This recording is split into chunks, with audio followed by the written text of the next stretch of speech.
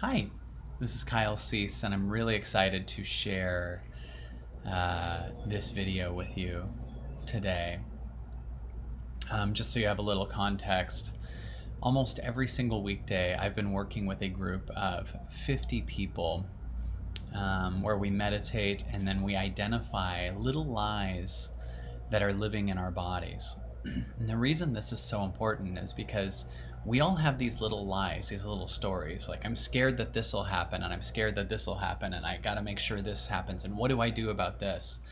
And we think that the reason we're doing that is to prevent a specific circumstance from happening. But what I've discovered with working with so many people is that we're actually scared to feel something that we felt in our childhood. We're scared to feel something or experience something, and we don't realize that if we would just be with it, look at it head on, hold it, allow it to be, that it could release itself via tears and laughter and all kinds of different things. And we'd make different decisions in our lives if we would allow these things to be felt.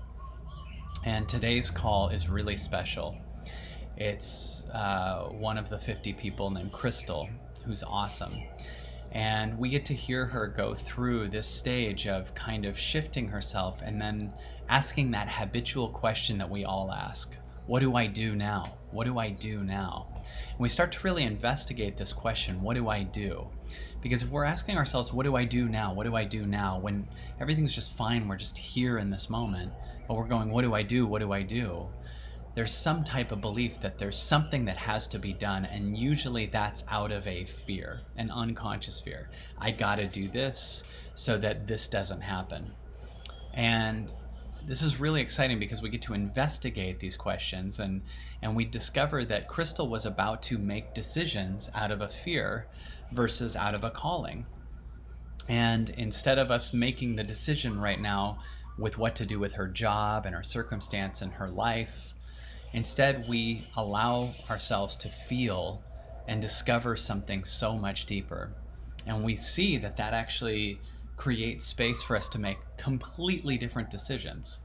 So basically, Crystal was about to make a decision and find a job out of a fear of not being loved, out of a fear of not getting approval. And you'll see what I mean as you watch this call. This call I'm sharing with you was created in real time. There's no editing out of anything in this episode, and it's shared with Crystal's permission. But I found that the lessons in it were so profound that I just wanted to offer it to you. And I want to also offer you to keep watching. It gets exponentially crazier, and you start to see so many shifts as you continue. So enjoy this call. Open your heart, sit back, relax, and see how many things in today's call affect you. See how many things that this can open for you, and how much permission you can suddenly give yourself to relax a little more, forgive certain people in your life, and just be, and see the different direction that life starts to take on its own for you when you do so. So enjoy this call. Thanks for watching. Enjoy my talk with Crystal. Let's bring Crystal on. Hi, Crystal. There we go. Can you hear us? I can hear you. Can you hear me? Yes. I don't know. Ooh, wrong way. Trying to figure out where to begin. I've just been trying to, I guess, figure out my tens, and I'm like really conflicted about, like finding happiness from within, but then also doing it without, or finding it without. And like I had a really big release during the meditation, because on some level I realized I had been denying myself all kinds of joy, and now I'm like, what do I do? It's just, I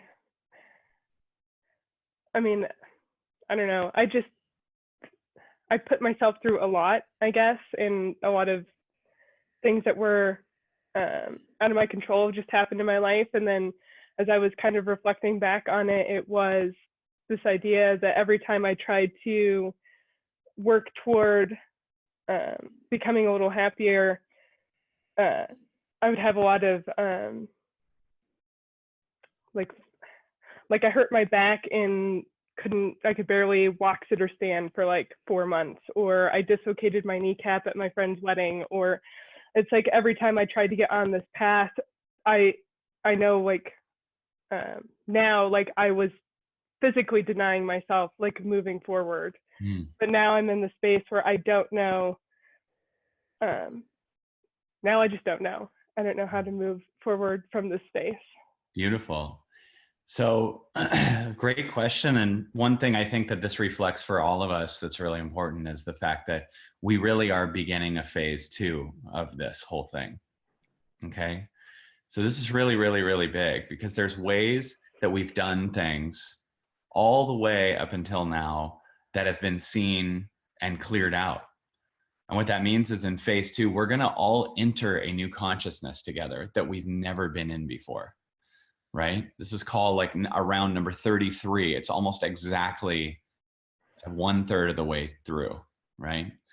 And so this is really, really big because you're asking like, I don't know how to do things now from this place. Is that kind of what I'm getting? That and that only implies that, tell me if I'm wrong, the part of you that would say how, doesn't it feel kind of small? Yeah. Right?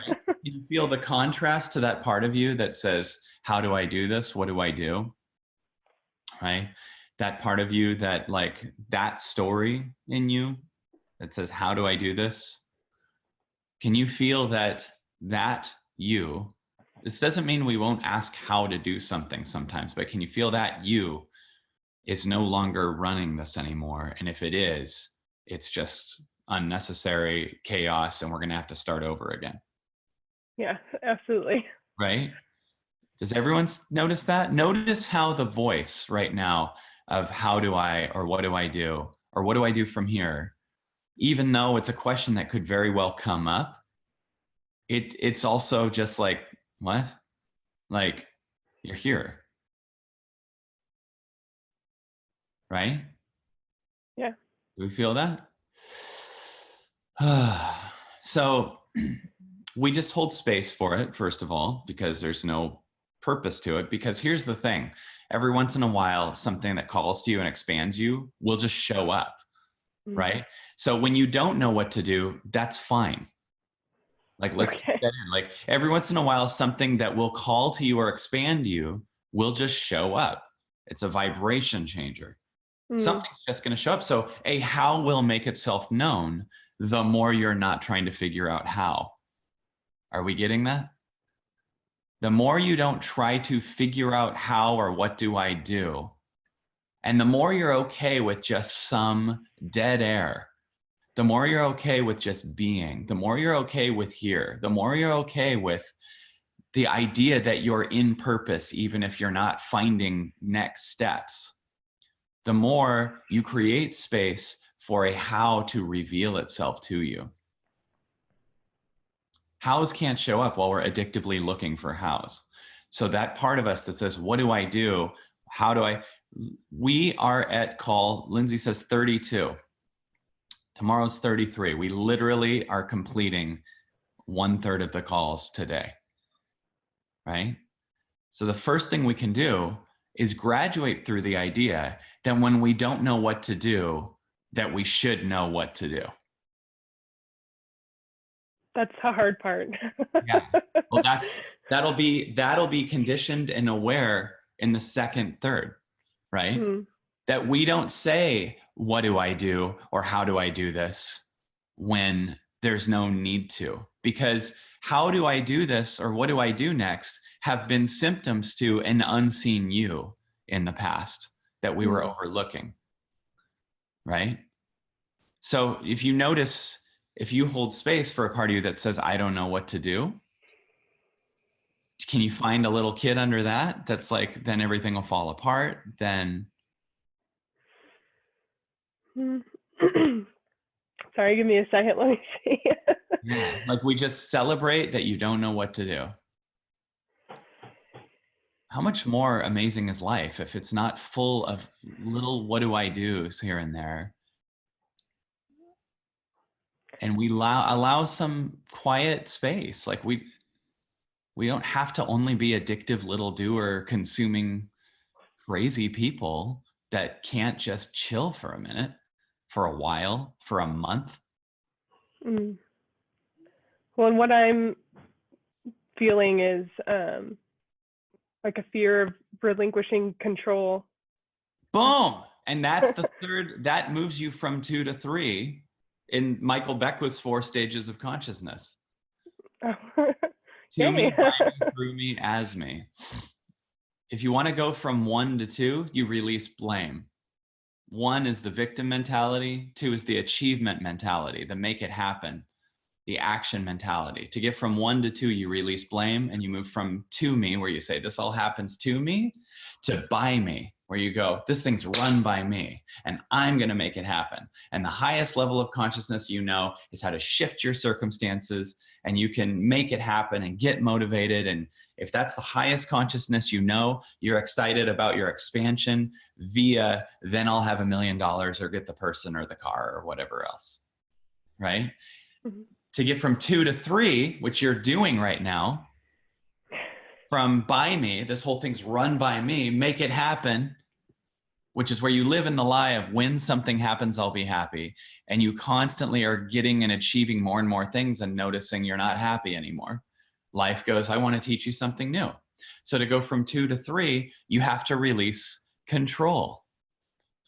When you release control, you go to a third state called through me.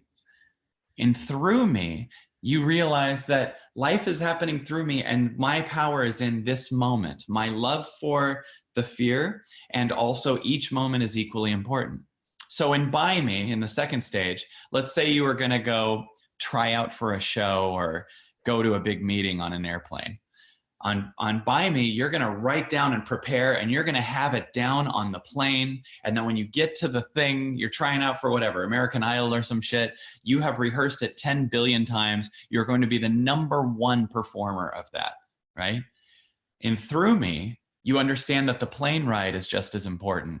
You really, really enjoy opening your heart to the people that are next to you. And your practice is much more about being in the moment than being in an outcome. Right? So in through me, which is what you're entering right now, by releasing control, releasing control, releasing control. We release control by releasing the how. Makes sense. Right? So how, when it's not something that's being presented to you, how, because what we do, there's times where you go to a restaurant and you go, what do I want to order? You're at the restaurant, right? So that's an appropriate time to look at the menu and then say a how, I choose this thing this way. But we move in ego as if every second we're supposed to know what to order, even though we're not at the restaurant. Do you get what I'm saying? When we're always in a place of how, what do I do? We're constantly in a place of what's next, what do I do? But we're not at the restaurant. We live as if we have a giant menu in front of us, but we're at the park, right? So all of our hows and what do I do next and all these questions that we ask, 98% of them are unnecessary because you're not at a place where you need to pull out the menu. Are you guys getting what I'm saying? So to enter this new phase, we remove this, what do I do? We remove this idea that we're always at the restaurant supposed to order the right thing. At one point at the restaurant, they'll go, and the restaurant will make it easy. They'll go, okay, would you rather have soup or salad with that? Like, here's 2 choices that I'm giving you. No problem. You don't have to figure out what's for dessert right now. We're at soup or salad. We just do one thing at a time. Life goes, here's one choice at a time. You don't have to wait, figure out dessert and tomorrow's breakfast and next week's lunch. That's how we move. Our ego can't handle the amount of things that we think we need to figure out how to order when we're not even in the restaurant. That's what those hows are. Right? That's what those hows are. Unnecessary, constant fear that you won't know what to do when you get to the restaurant. Well, they'll give you a menu. And it's not Cheesecake Factory. It's a light menu. It's Oh, not thank God. phone book with the diamond ring ads and everything. Like, it's just a light menu, a few things, make a choice. Boom. Boom. It's time now to make a choice. And it'll be obvious. You'll know it's time to make a choice because eventually you're going to leave the restaurant. Right? So it's like, well, we better make a choice because we're going to leave the restaurant now. But we don't need to bring a how when it's unnecessary. So all of our hows and what do I do, if we can graduate from that and go into phase 2, that we only ask how when it's being asked of us, when it's being offered to us, versus live throughout the day and a how, we will be in the practice of releasing so much control. And that also means releasing control of the things that usually bring up the hows. Like if you're low on money. Do you get what I'm saying? You're low on money, so you start living in a panic of how. Okay, let's release control of the fact we're low on money and be okay with the situation and wait until life gives us a choice. Wait until life says, here, because you're closed off to receiving new hows because of your addictive panicking how. Right? So Crystal, congratulations. You're doing what is a massive move forward emotionally and powerfully and consciously. You're releasing control. Thanks. Yeah. It's just, I mean, I have struggled with anxiety for a long time. Like it's gotten a lot better. And so I feel a lot of resistance to letting go of hows because I didn't know any other way before that. And I'm like, oh God. Well, let me tell you what your anxiety was that I think it was. Here's what I think it was. Your consciousness was higher than the voice that's in its head, and you were living in the home of the voice that was in your head.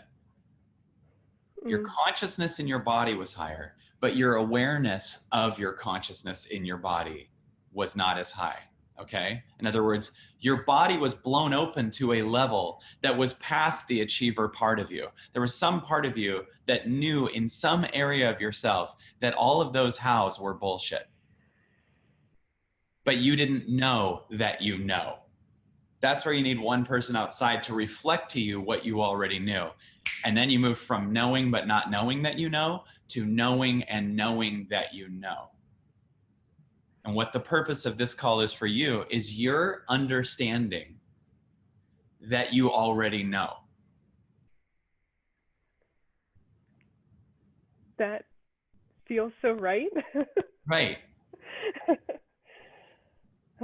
Isn't Thank that you. exciting? It is. So you guys know about those 4 stages, right? The I don't know, but I don't know that I don't know. So there's people that don't know certain things, and we don't even know that we don't know those things. Like when I was 22, I would have thought this is all crazy talk. I just think they're all nuts. I don't even know there was more I thought at 22, this is it. I figured out life, the end of life, figuring out. Just coast till I'm 90 at 22, right? Then you start to get some type of anxiety or fear or something falls apart, and you start to realize there might be more to know. So now you don't know, but you know that you don't know. Like I know that I don't know how to fix a car. I'm aware of that. I know that other people can. I know it's a thing that can happen, but I'm aware that I don't know. You guys on this call, most of you probably entered at I know, but I don't know that I know, because you probably wouldn't be taking the calls if you didn't at least have that. Right? And then here we are. We have 32 days of meditation, 32 days of calls. We are seeing through the how do I that, believe it or not, unconsciously you probably saw through before, but unconsciously. Right? You had a little voice that sees the how, but doesn't all the way act in the how. Like, because if you were really believing that how voice was the highest truth, you would have moved with it all the way and had no anxiety. Makes sense. Like everything would have been a burning building, right? It would have just been like, do that, do that, do that. This is life. I mastered every question how that I have, and nothing is higher than that. But there's much more of an awareness that says these hows are crazy and pain. Right? These hows are ridiculous. You even say things like the voice says, what do I do? Where you actually are calling it something separate than you. And just in that action, we know that's not you, that's a pattern. So now my job is to be here to shine on you. Boom, you're right. Then when you can feel that you're right thing, now you know that you know. And that helps demolish the old pattern, because now you got one person reflecting to you a higher version. Makes sense. Isn't that exciting? Yeah, actually, it really is. Like we're going to see that how pattern so much quieter now. I guess my question is maybe, since I'm not, I guess I will know when the answer comes, or when life gives me that choice. Like, it's just keep going. Don't worry about it. I don't know. Say that again. Say it. So this is bringing up a great point too. From here, what if life up until here has been between down and regular? Okay. Like, in other words, notice the consciousness of us that's always trying to keep things from falling apart, stays in things much more out of a pain of leaving them than because they expand our souls, right? Life is this between fall apart and medium, right? Fall apart and medium, fall apart and just kind of coast, fall apart and maybe a little bit of growth, but still overall, we're much more in the fear of things falling apart. Right? And what if the beginning of the second phase is life moves from medium to up? Like your low is medium. Your low is a little above what your high was in the old consciousness. You getting this so far? Yeah. That life is actually trying to change your consciousness. That life is actually trying to take you so far beyond something than just how do I, what do I, how do I not? Do you notice all the how do I are to keep things from falling apart? Every right. What do I do? Every what do I do is to keep things from falling apart. Right? Can you guys feel that? Every what do I do is under it is I don't want to experience it going wrong. Every what do I do? And imagine the freedom if some of those things we just let fall apart. Because the ego's keeping it together, so it'll fall apart eventually. It will fall apart eventually. Because the ego is keeping it together, not source. And then when it falls apart, source will come in and help it. A new way will come in and help it. Right? So taking the idea that every what do I do, every how do I, is the preventing of falling apart, which is inevitable. Right? So what were you worried was falling apart before? I guess it was really it kind of goes back to my original questions. How do I move from this space? Like, I don't know what I don't know. So yeah. It's, I understand I need to let go of control, but maybe I don't. So what if that's the answer? What are you worried about falling apart? And what if we're in the doing right now and we don't even notice it because we're trying to find the ego do versus we're doing something right now? Fair. Right? So we're in the work, like we're doing it right now. In fact, I'm trying to show you something at a different dimension, right, than you're used to doing stuff at. But I promise you, it's still being done. You're just used to a different dimension, a more egoic dimension doing things. But we're in the doing right now. Okay. Right? So when you said that, let's answer that. When you said, what do I do? And what my question is, what do you want? What are you scared of is falling apart? Right. Well, what's happening in my life right now is I am looking for another job. Okay. The job I have currently, it's not that I don't have it. It's like my boss and and she's just not getting enough clients in to keep me on, and I just need to find another job that I can do for right now until I think I want to start my own business. I'm not sure, but I don't know what that is either. Okay. So perfect. So what's trying to fall apart externally? Obviously the job. Job. I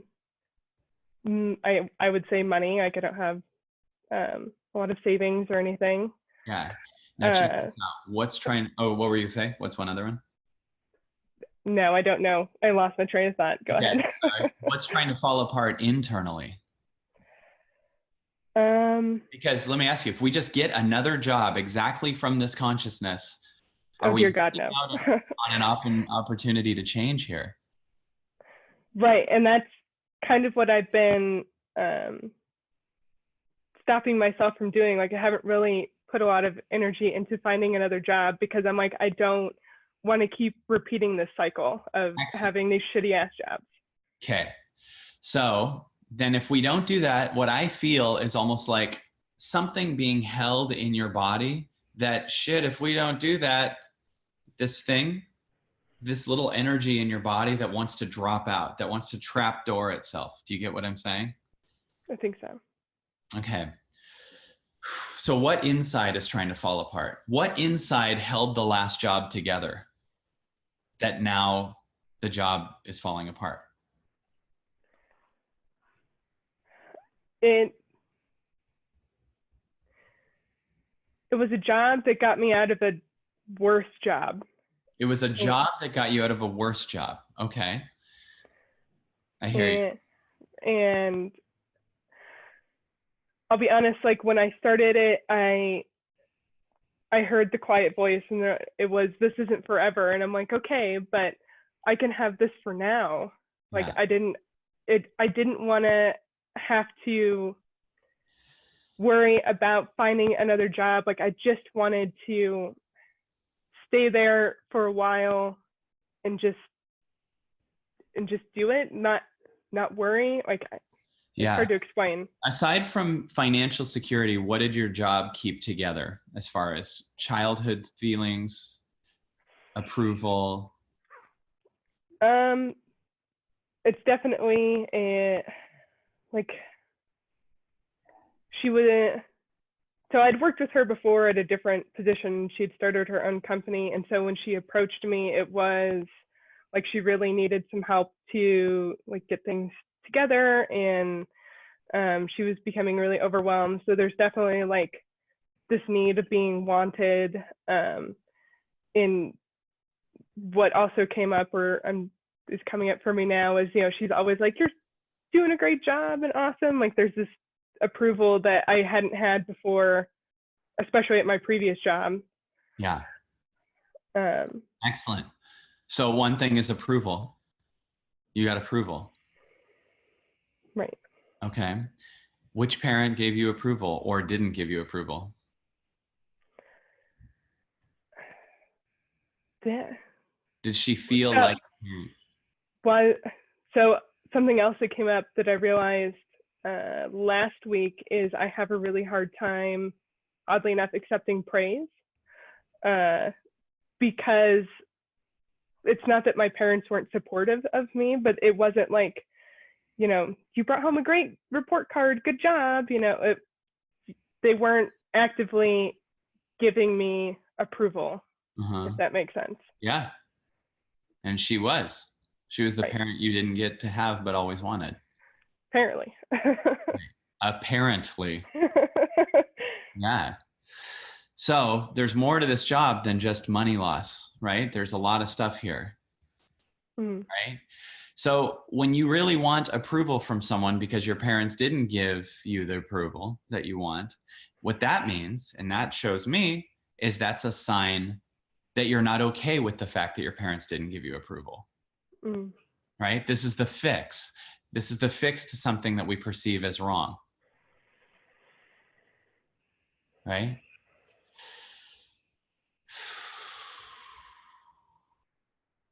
So let's get okay with that your parents didn't give you approval. What do you think of that? That hurts a little. Okay, that's a good sign. Imagine like there's like a bunch of water balloons hanging from the ceiling about to fall. Yeah, it's going to be messy and tears, but all that's in this job. So what if we don't seek the next job out with a denial of the fact that your parents didn't give you approval? Do you see what'll happen? Can you see how we make decisions out of these crazy like resistance to patterns, right? If we don't look at that, the next job unconsciously will be again what you needed out of a resistance to what you didn't get, right? And what we would need to do is let that fall apart. That's trying to fall apart.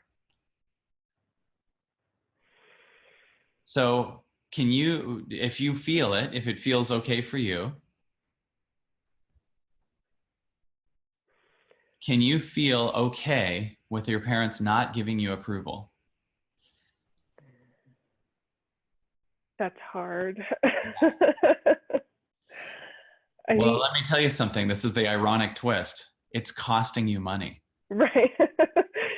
It's not only hard, it's expensive because, right? Because we're making career decisions out of this, Right. right?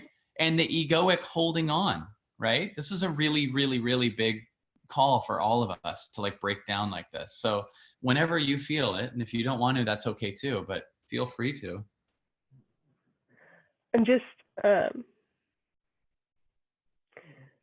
I'm really taking a moment to feel that in my body.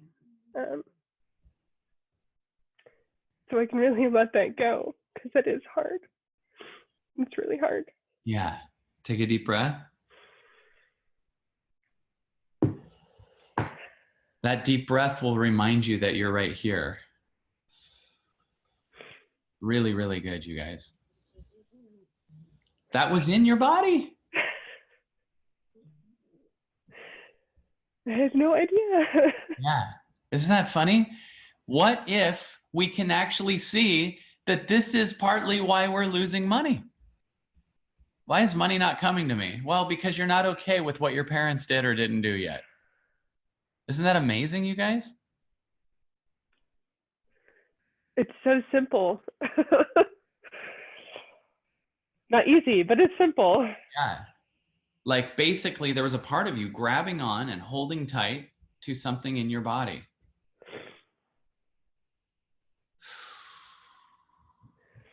And I'll ask all of you, what have you not made okay that your parents did or didn't do? What is not okay? Now, that doesn't mean we want more of it, but in resisting it, we're chasing actually either more of it or the anti more of it, which still is you holding on to it. Like you're here carrying and reliving a lack of approval from your parents. They aren't even here.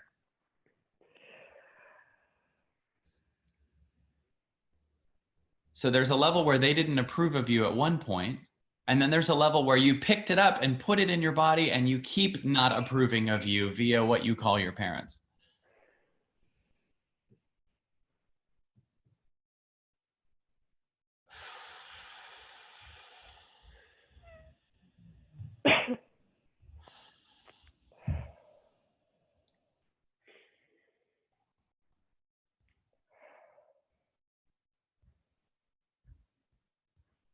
Do your parents have a right to have not approved of you the way you were seeking?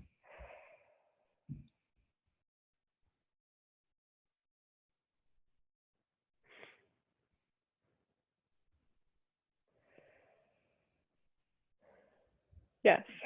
Could you do me a favor and say it out loud? Oh, my parents had the right to not approve of me in the ways that I was seeking. Yeah. Would you say it out loud for each parent, or whichever was the trigger thing that each one did or didn't do? Uh, I think it was both. Yeah. No. But going through that feeling, your dad had a right Right. to. Right. No. Yeah. No. I was just saying, like, I was thinking about it, and like, I think it was both. Yeah. My mom had a right to not approve of me in the ways that I wanted to be approved of. Ooh. Let My that be dad. there for a second. Before we go to dad, let that be there for a second. Let that be there for a second. That's a good release. I don't want to gloss over that and then just go right to a new job. Right. Thank you. Not only in real life, but just here in this moment, right? We don't want to gloss over feeling this and get right to the next parent, right? Because as you said that, I'm sure your mind starts thinking at times where she didn't, right? Yes. That's an access point to a bunch of examples. So let's not skim over it for a second. The first thing that came up is I recently got a tattoo. It's my first tattoo, and I was showing my mom after it had healed, and she was like, I mean, I like it, except I don't like the colors. I don't like the colors and the way those are there. And I was just like, what? Yeah. Like, it doesn't even matter.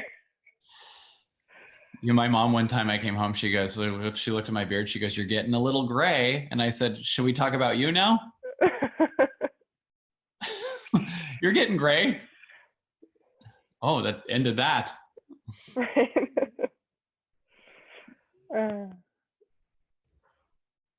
Yeah, my mom has pointed out my gray hair too. I'm like, really? Yeah. Yeah. Check this out. Does she have a right to point that out? Does she have a right to? Yeah. For your, yeah. She has a right to point out my gray hair and to disapprove of my tattoo. Yeah. Because what do you think of your hair and your tattoo?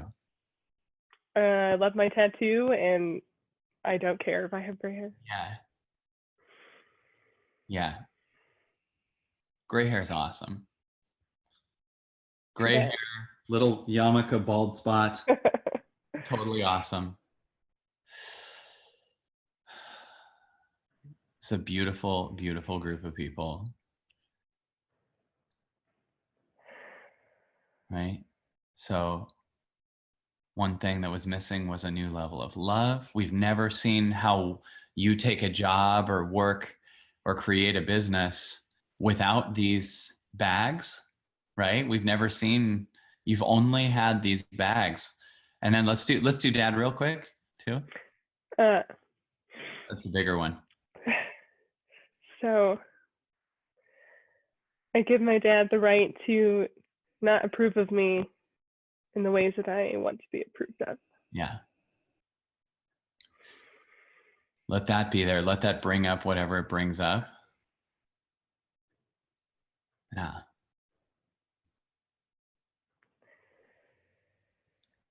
It's really what came to mind is I went to Costco with my dad a couple weeks ago, and we're driving around the parking lot, and we're behind this car that has Bernie Sanders stickers. And he's like, well, they're an idiot. And I was like, well, I like Bernie Sanders.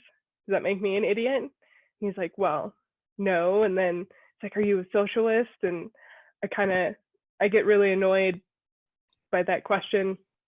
But it made me realize that on a lot of levels, my dad and I have kind of a superficial relationship because we don't talk about any of the deep stuff. And that was kind of hard. Ooh.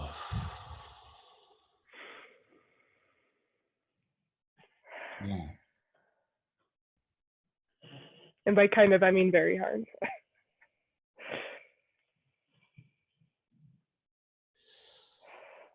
Holding space for that. Yeah, that does sound hard.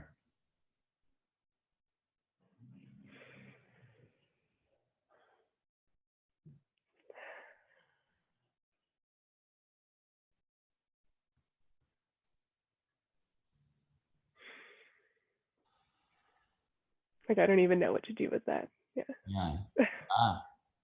Are we at the restaurant? Yeah. Maybe. I I don't don't think know. so. I don't know that we are. I don't think we are either. Yeah. No one told you to. No one said. Caesar salad. Yeah. Did you catch that? I didn't. That's a great. This is great. This analogy is good, right? I don't know what to do with that. Oh, I didn't know we went into Black Angus right now. I'm talking to you in the park.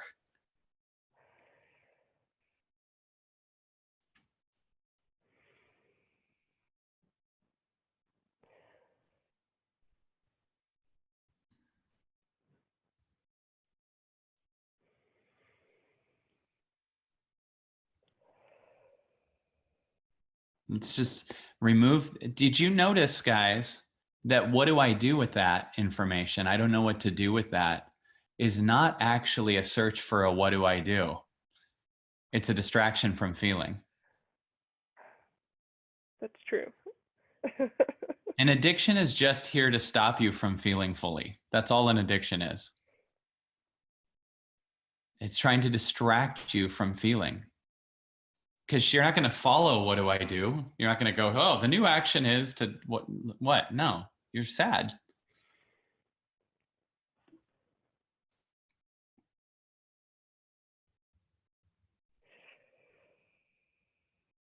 Kyle, why do you make so much sense? Meditation, being a human, just listening and fucking up all the time. I get all of that. Yeah.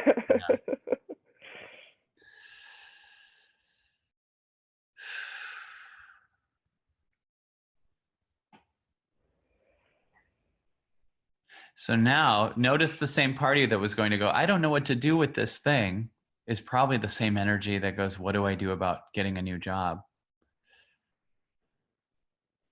Right? What do I feel do? that. What's that? You feel that? Yeah. What do I do about getting a new job? So maybe we're asking from a little bit of a shallow place and not a deep place. And maybe by falling apart, we're going to deepen, not only deepen the questions, but ask, what do I do, a hell of a lot less and be able to receive a lot bigger. Yeah. And what if the what do I do about a job is actually cry out and love every part of myself and my parents fully? What if that's the next step? Instead of turning in a bunch of applications, what if it turns out the way to a job right now is to love your parents fully, to love you, to feel an unconditional love and let yourself cry out anything that's remaining in your body that you can find at the moment? What if that's actually the best level? And what if we're not getting a job from the businesses that are hiring? We're getting a job from the universe, and we're becoming a good employee by going through the training of the universe right now. And Michael Beckwith says the universe, if your boss is the universe, you're never unemployed. That sounds a lot better. Yeah. So we're doing this from the soul level, right? The soul level. We're applying on a soul level, and life is going to give you what you need. But the first steps are, it goes, okay, you're in training right now. Your first job is to become much more receptive by not holding on to your parents trying to give you approval the best that they knew how with a smaller consciousness. So when I realize I am crying out, is it okay? It's okay if my dad doesn't love me for who I am. Yes. Yes. Here comes the dragon. It's okay if your dad doesn't love you for who you are. Now, I know on a deeper level, we'll say he does, at the truth of truth. But like right now, this is not the level we were living from. We were living from the baggage of the ego loving the ego. So it's okay if dad doesn't love me for who I am.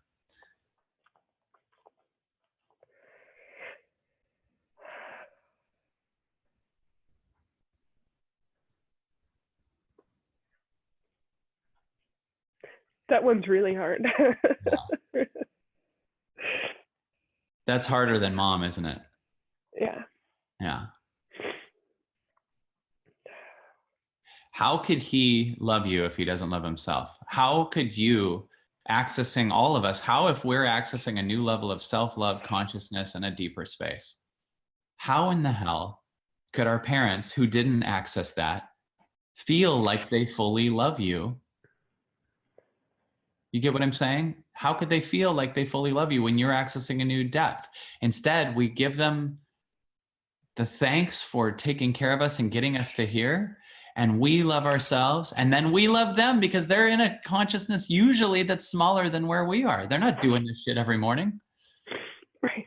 Right? They're not meditating and finding a true love in themselves. He thinks Bernie Sanders is a socialist.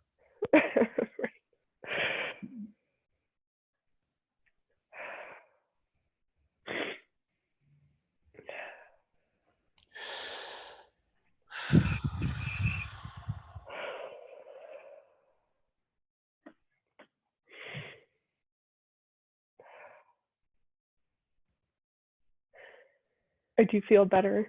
Yeah. Do you also notice there's a lot less of the what do I do and the how that we started with? Yeah. Yeah. And I feel more spacious. Yeah. Now keep your heart open that life's going to present things to you in ways that don't necessarily directly, immediately look like jobs. Mm. The old you just looked for accepting applications, looking things up in the, Craigslist for work or whatever. The new you feels feelings. The new you goes, that calls to my heart, even if it's not a job. It might be a person. It's just universe trying to expand you to a new level of consciousness. From that place, it can receive bigger things. So a person might come by, not offering a job, but expands your heart.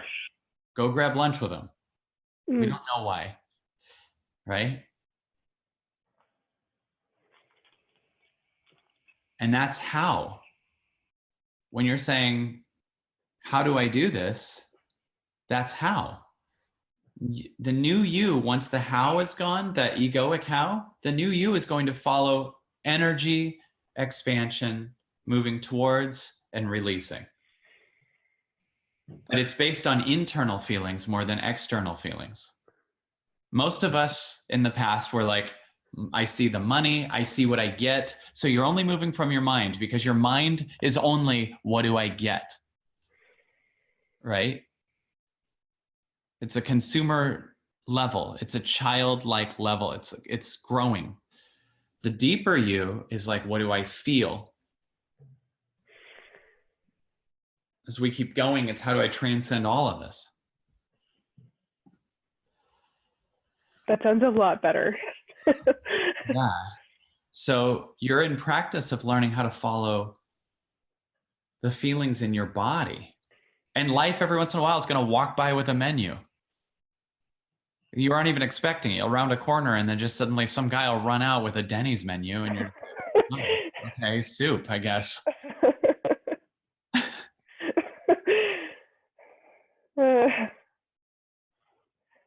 I do like soup, so Yeah. Yeah, like life is going to give you choices when you weren't planning on it. So we got to get used to the idea that just because you can't see the menu doesn't mean you won't eat today. You will eat today and you can't see the menu right now. Right? So what do I do is not necessary 98% of the time. And when it's time, it'll present itself. The waitress or waiter will say, soup or salad.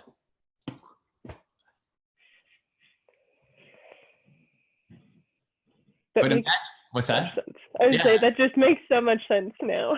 Imagine if we spent all day, imagine if we spent all day anticipating, what am I going to do about food tonight? You know, you're going to a restaurant, you know all that, but just like right now, like we will go to, some of you will go to a restaurant. I'm going to go eat out today. Imagine now, just I can't even function on this call because I got to stress over if I'm getting an omelet or pancakes. I Right? mean, when you put it that way, it sounds 100% ridiculous. It does. It does. And the more you live in your heart, you'll see how ridiculous it is that everyone's doing that. I don't mean it with judgment, like they think they're bad people, but that's what it looks like and feels like. You're just panicking and nothing's happening. Like we're creating war all the time and nothing's happening. What do I do? What am I going to order tonight? What am I going to order? I don't know. What do you mean? They'll have a menu. They'll give you choices. Yeah, but you don't get it. Like last time I didn't know what to order either. Yeah, you were also last time trying to figure it out, not at a restaurant. Right? So the new way of living is we release the idea. So the first thing today, everybody, we release the idea that when you don't know what to do, that you're supposed to figure out what to do. The second thing is identify that's a symptom of something deeper in you. Like maybe I haven't told my parents, to myself at least, that they're allowed to not love me the way that I've decided egoically that they should. Then you cry that out, right? Then you do it in a way that really hears the things so you can go through all the feelings that you can. Then you start to learn how to follow the feeling. And we get a job at the level of the soul, not a job at the level, right, of circumstance. Your soul wants a new job. A soul job sounds nice. Yeah. Could you give me like a 2-minute soul ego for the new job from this place? Yeah. So I remember when I had that really big breakdown about my parents, and I was in the midst of trying to find a new job. And, you know, I didn't make moves like I had in the past. I waited for the menu. I waited for the universe to give me the menu. And what ended up happening was, you know, I got a job where I wasn't just an employee. I wasn't just there to get shit done. I had a job where I could connect deeply with people, and it wasn't about necessarily like selling something, but it was about connecting with them so I could help them just be better versions of themselves. And I didn't even know, like I always knew I loved connecting with people, and that was just, it's one of my superpowers, but I didn't know I could use it in that way. Oh, that was incredible. Give her a round of applause, everybody. So good. And I'll just add to it. I just remember you starting the practice and being very patient with yourself as you realized it's your first day of being the dragon and not Pete. And had no idea what you were doing, but it didn't mean you weren't in a new level of power. And you just gently started receiving and being there for what was going on inside, crying out what wasn't seen, whatever. Right? And even if you did physically apply for a job at different places, they were still ones that like expanded your soul more than gave you approval to replace your parents. Do you get what I'm saying? Like that was not the factor. It was your soul would expand at this job. It makes me feel better. So it was a different way you were looking. So you still could look for jobs. Doesn't mean you have to just sit there and magically wait. But we can still remove the panicking, what do I do, and create our own menu right now and make a few decisions, right? Right. And if that called to you, but I remember no matter what, you being in the work with this place in your body. I remember you doing the work to clear out, release, and then we started replacing it, because once these little things and forgiveness with your parents and all that stuff were taken care of, the universe and life started filling it with stuff. It started to put new things in there, new levels of love, new levels of compassion, a new confidence, a higher channel where way bigger things showed up. And it was just so awesome. Do you guys remember that? Do you remember that happening for Crystal and you too? That phase two, this is where we start to really fly here. Phase two of these calls, right? Now we're going to start conditioning this in. So we're going to be in the remainder of whatever we need to say goodbye to the old story. But there's a power and an income and a freedom and a good relationship in the release of those patterns. So I remember when this group of people really gave permission to their parents to have been what they were, not so that that can continue with them, but so that you aren't tied to it anymore. And we all just let ourselves, I give my dad permission to have not seen me. I give my mom permission to have not seen me the way that I had wanted. I give my mom permission not to approve of me when I was doing stand-up the way that I wanted.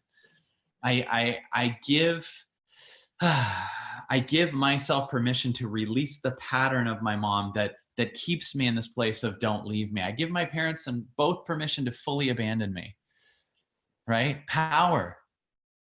I give my parents permission to abandon me. That is power, right? And then what happens on the other side? You don't just go, oh no, and grab on forever. Boom.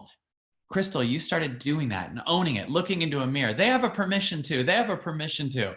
You can even go through certain circumstances. My dad had a permission to be mad about that thing, XYZ. He had a permission to tell me I'm not enough. It was okay. And you just started feeling this power. And I remember you replacing it with something new and magic. It was so I remember that too. Yeah. Yeah. New dimensions started forming.